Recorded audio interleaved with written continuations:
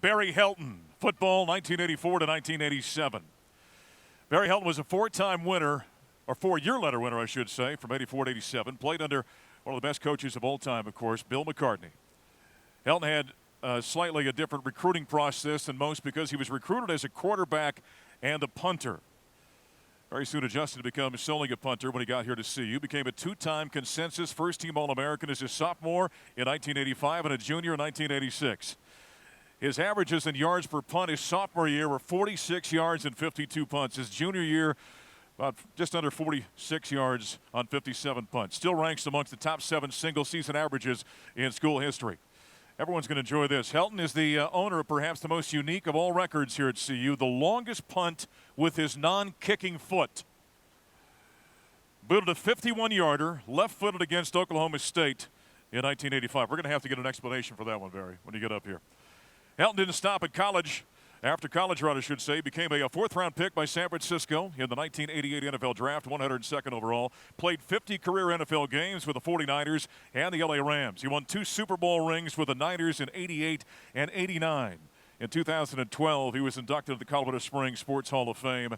Helton is one of only 26 players when you're in the game on Saturday. Look up, you're going to see his jersey hung up at Folsom Field. And now he's a CU Hall of Famer. Ladies and gentlemen, welcome Barry Helton. Hello, thank you for being here. It's a huge honor for me to be here, especially tonight. The day is a special day to me, but I'm a little bit confused. They were very clear when we took our elevator ride down to get our picture taken. We were only supposed to talk for 2 minutes. And if I have to follow these 5 and only talk for 2 minutes, I have no chance of being any consistent follow-up to them at all. I've known Gary Barnett since I was a freshman in high school.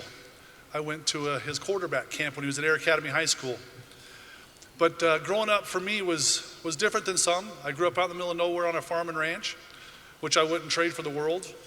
The nice thing for me was I never had to look past my own household for a role model.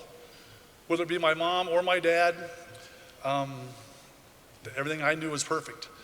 My mom's probably the hardest working person I've ever known.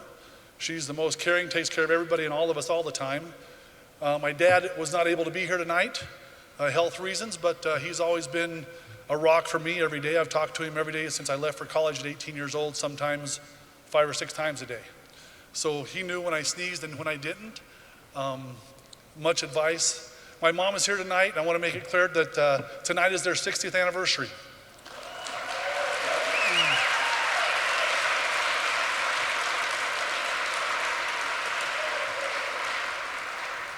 If they hadn't been together for these 60 years, I don't know where I would be. I really don't. It's been very healthy for me. I was one of those kids that went home virtually every weekend, for sure my first couple years of college because I was so homesick.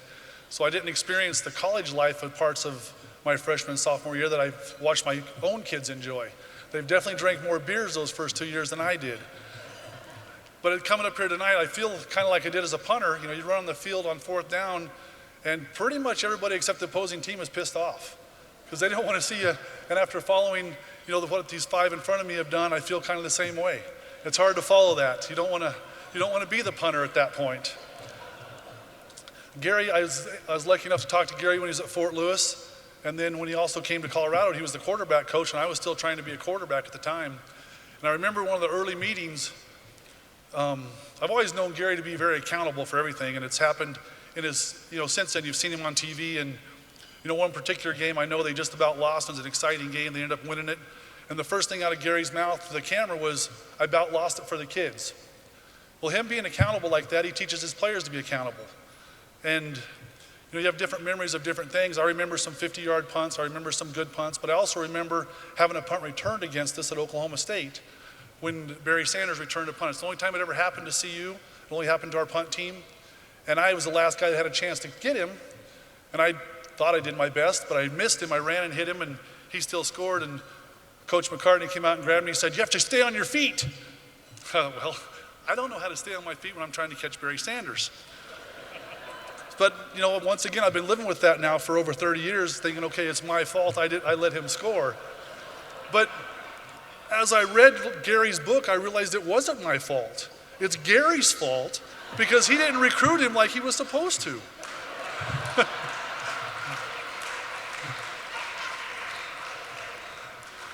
When Coach McCartney came to Simla, he actually came and watched me play a basketball game, not a football game. And I don't even remember how the game went. I just remember talking to him afterwards in our coach's little office there. And I've been lucky to be naive my entire life, and I was very naive about that night. He was talking to my mom and dad and I, and he said that he wanted to offer me a scholarship to come to play football here. And I didn't know what to say, and my dad said, "What does that mean? What kind of scholarship is that? What does it entail?" And he explained it, and it was, it was very exciting. And I remember talking to my dad and thinking, okay, should I go to this school or that school or maybe Fort Lewis, because I really had a connection with Coach Barnett. And I remember my dad saying, he said, "I don't know much about it, but I know if you go play in the Big 8, you're that close to the pros."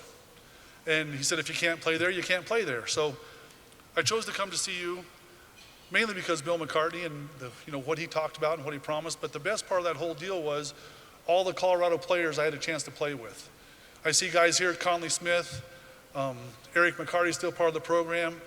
There are friends that have stayed in Colorado afterwards. Joe McCreary, he's a big Buffs for Life guy, which Coach Barnett's in part of now. I remember becoming friends with Lance Carl. Lance Carl and I are the only two guys that ever threw a snowball over the scoreboard, the old scoreboard there at Folsom Field. Those are the things I remember. I remember the friends. For a punter to be up here, it means I was lucky enough to get some awards, Consensus All-American, whatever it may be. And that really goes more toward Dave Platty than me. I don't know if you guys know, but Dave Platty was put in the Hall of Fame for sports information directors, and more deservedly so than anybody I know. Whether it be Rashawn Salam or any All-American or any Big 8 player or Big 12 player now that's ever played here, Dave Platty's been doing such an amazing job for so many years. I'd like to give Dave a hand. There are still so many people that are part of the program that were here 30 plus years ago. With Rick George, was here recruiting coordinator and then went out and did amazing things in the world and came back and is doing amazing things here. It's very fun to see that. It's fun to see Lance Carl back here, to see Dave Thistle back here. When you come here, it still feels like a community that I was a part of. And when Coach Marolt was here and became the AD, and what he did as an athletic director, and what Bill McCartney did as a coach and his staff that he had, that changed things based on Colorado players. Sam Smith, Jim Smith. I was lucky enough to have the best snapper I've ever seen at any level was Jim Smith. He was amazing. You go back and watch film, and the guy was an amazing snapper, made my job easy. And I never felt like I was a punter. I always felt like I was part of the punt team. Coach McCartney would make a special deal to say, you know what, the punt's the most important play in football. I believe him now. I didn't believe him when I was a quarterback, but now I do. And the athletes that he would put on that team, lots of players, lots of coaches put, freshmen or lesser players or just give them a chance to get on the field on punt team. But what the Colorado Buffaloes did is they put their best athletes on the punt team. Dan McMillan was on the right end, covered punts better than anybody I ever saw. Made my life easy. If I punted anywhere that direction, I knew they were going to make the tackle. Other than Barry Sanders, Gary. That's the only time it didn't happen. So, like I said, it's an honor for me to be here. I mentioned that my mom and dad just had their 60th anniversary. My wife Lisa and I just had our 30th. So,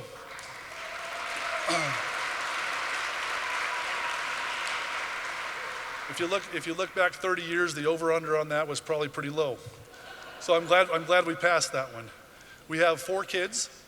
My oldest is my daughter Nicole. She danced here for 4 years as captain of the dance team. Got to perform on the same football field down there. I'm very proud of her. My son Brett went to Utah, played baseball there for 3 years, and been playing in the Pirates organization. My son Chad is going to school here right now. He's a senior. He'll finish up in May. And then Brad is my youngest. He's still a junior in high school.